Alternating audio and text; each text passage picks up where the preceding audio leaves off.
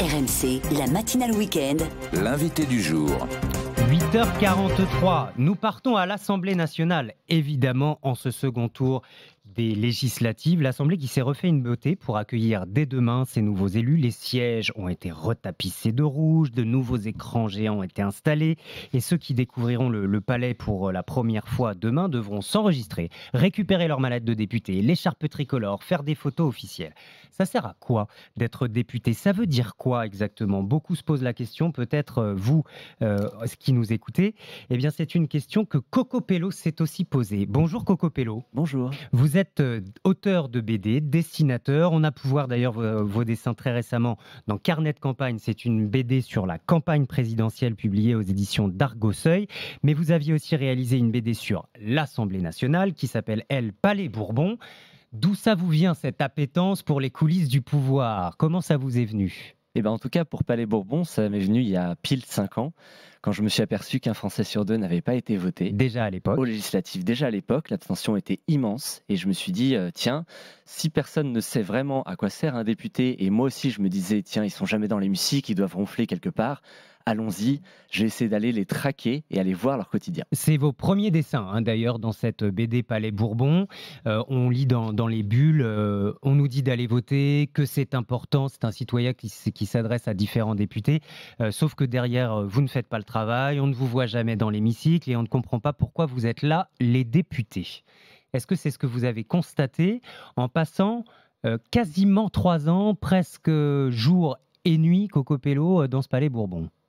Écoutez, oui, enfin, moi au début j'arrivais avec énormément d'a priori, je me disais les députés ne travaillent jamais, et en fait les députés, il y a l'hémicycle, effectivement, mais il y a le travail en circonscription, et puis il y a les commissions, les missions d'information, les groupes d'études, et finalement un député fait du 70 heures par semaine sans problème. 70 heures par semaine. Oui. Vous avez recueilli leurs témoignages. J'aime beaucoup d'ailleurs ce député qui dit en fait c'est le curé laïque de la République. Voilà notre métier. Parce qu'en fait le citoyen se confie à son député et puis lui demande quasiment tout et n'importe quoi maintenant. Oui, c'est ça. Et puis il faut se dire aujourd'hui, il y a une disparition des services publics. Donc forcément, les gens se disent à qui je vais m'adresser? À l'élu de la République qui est proche de moi. Souvent, on confond le mandat local de maire avec le mandat un peu plus national de député.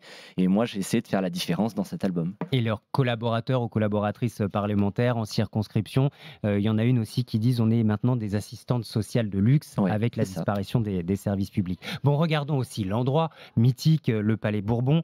On sait que chaque citoyen peut le visiter, sauf que pas entièrement. Vous avez pu aller partout, Coco Pello, même dans les couloirs réservés au personnel de l'Assemblée. Franchement, c'est une ville dans la ville. On a des buvettes, une pour les journalistes, une pour les députés. C'est ça. Une salle de sport, une poste avec 2 services courriers matin et soir, un coiffeur, un kiosque à journaux, une bibliothèque, un magasin de fourniture, une sorte de papeterie, un cabinet médical. Ça fait pas. C'est des avantages ou pas? Tout ça est libre d'accès gratuitement pour les députés? Pas tout gratuitement, non. Ils payent quand même leur repas sur leur enveloppe et ils ont effectivement énormément de frais qui sont défrayés par l'État.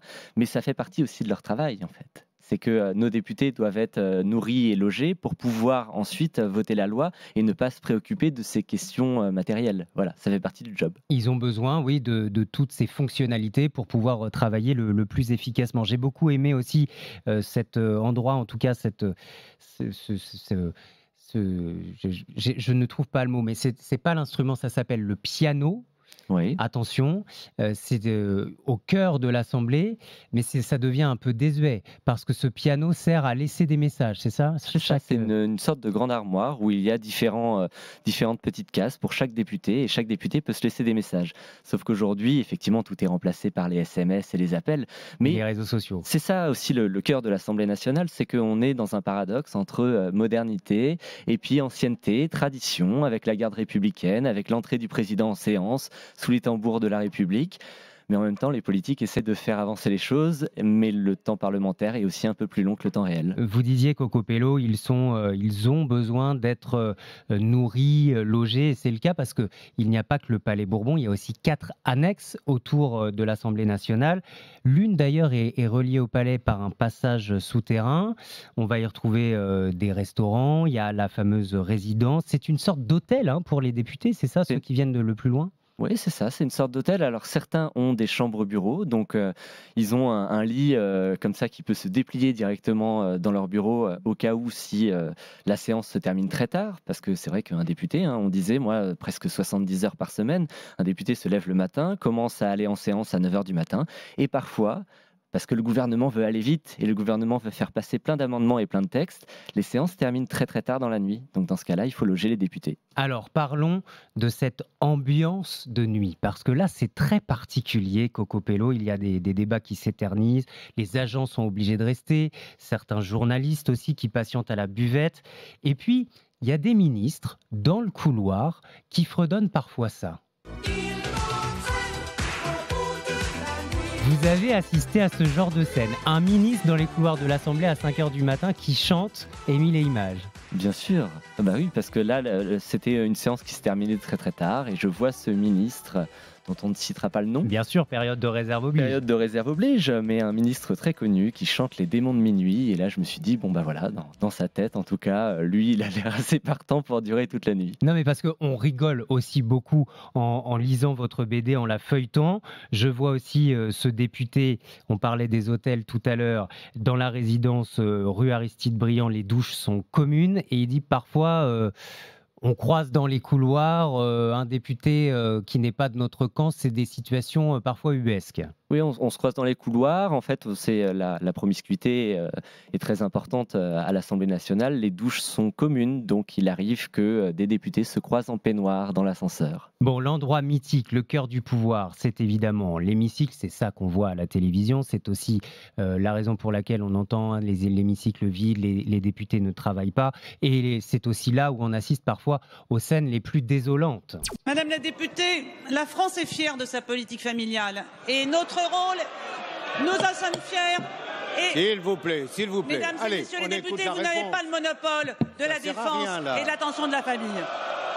Non, s'il vous plaît, on ne peut pas continuer comme ça. Non, pas de ça. Voilà les mesures. Ça débat, ça s'invective. On ne comprend pas d'ailleurs toujours très bien pourquoi, mais vous racontez très bien dans votre BD que déjà c'est une posture. Bien souvent, les députés, en fait, quand ils travaillent, ne sont pas aussi spectaculaires que ça. Et puis, on comprend mieux parce que c'est une sorte pour avoir des bonnes notes. En fait, chaque intervention, même un seul mot, est comptabilisé. C'est cela, Coco Pello. Oui, c'est ça. En fait, l'hémicycle, c'est comme une salle de classe. Tout est filmé. Donc, effectivement, les députés s'invectivent.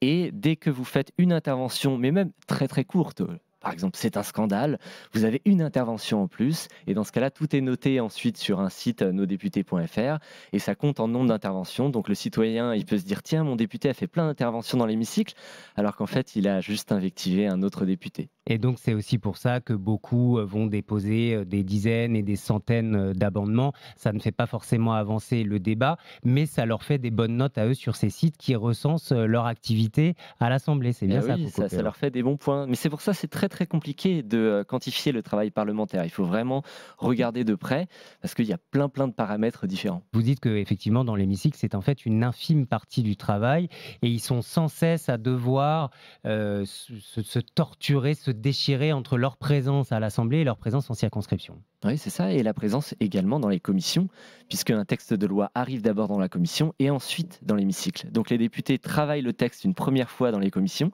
et ensuite arrivent dans l'hémicycle et retravaillent ce texte-là. Sauf que des fois, des commissions ou des fois des passages en circonscription se passent en même temps que le temps dans l'hémicycle. Donc un député doit se démultiplier, et c'est pour ça qu'on voit souvent l'Assemblée qui est vide. Il vaut mieux, pareil pour les notations, être en commission plutôt qu'à voter le texte. Enfin, alors c'est surtout qu'en fait, en commission, si vous n'êtes pas plus de 2 fois en commission et vous avez plus de 2 absences, vous prenez une amende. Alors, pas dans l'hémicycle. Justement, regardons un peu cela.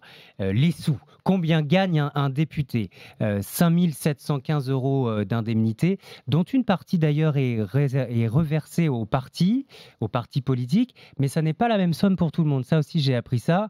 Pour certains partis, c'est autour de 150 € par mois, mais pour d'autres partis, on ne garde le montant que de son ancien salaire pour ne pas s'enrichir personnellement. Et oui, c'est ça. D'autres partis un peu plus à gauche qui ont fait ce choix, en tout cas, de ne pas s'enrichir avec le mandat de député. Là aussi, c'est un acte politique. 10 581 €, ça c'est pour rémunérer les collaborateurs.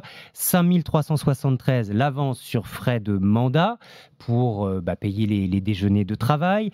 18 950 € par an, je dis bien par an, ça c'est pour le courrier, le taxi, le téléphone, des voyages à la SNCF gratuits en première classe. Tout ça est très souvent critiqué. Que disent les députés ? Les députés, en fait, bon, ils vont profiter de ce système, mais en fait, ça leur permet aussi de bien travailler.